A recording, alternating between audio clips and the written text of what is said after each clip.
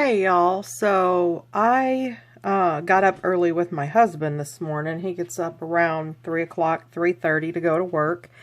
And I was working on my other canvas. So I came in here and did that, and then I had to let it dry. So I was like, well, I'm just going to play with the jelly plate for a little bit. And I thought, you know what? I was watching another video about how they were talking about the color wheel, and I thought, well, okay, you know, we're coming into fall. I'm going to be doing some Halloween projects here before too much longer, so I'm like, I'm going to play with some colors that I don't normally use, and that's what we have here.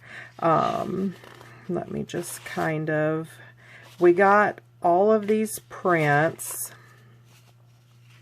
From what I did today, I used 3 colors primarily. It's Apple Barrel Limeade.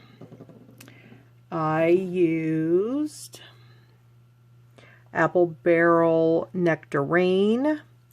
And then I had to make myself a purple because I don't really have too many purples. Well, now that I'm looking into my paint bin, I do see one, but for some reason, I felt like combining them. I did the Blue Kazoo, and then this one is Deco Art, Royal Fuchsia. And I combined those a couple of different times, so I didn't always get the same exact shade of purple, which is fine. This one, I like. There are, you know, good and bad parts about it. I did find when I used the orange as my primary color, as my first layer, my prints did not really come out as great. But there are still areas that I can use in that. This one I used first as like a pull-off sheet, and then I just decided to do the honeycomb pull on top of it. That one's pretty cool. This one was another pull-off sheet. So I don't know if I'll use it like that or whether I'll try to put something on top of it. It'll have to be really sheer or whatever I do. Here is the final print from the honeycomb stencil. And this is really the first time that I've really played with a lot of stencils on my jelly plate as well. I really like this one though, because if you can see, it's got all that grungy goodness in there, and I really like that. Now this, I started to find a really good color pattern where I put the primary color, I put the base color down. And then instead of trying to do spots or whatever, I put one color at the top and one color at the bottom, and then just brayer it.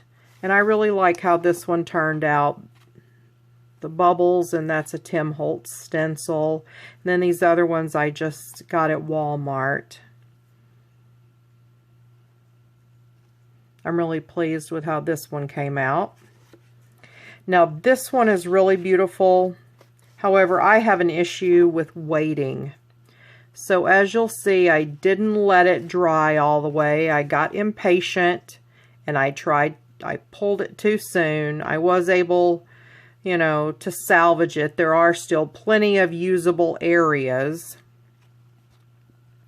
But this one just came out gorgeous.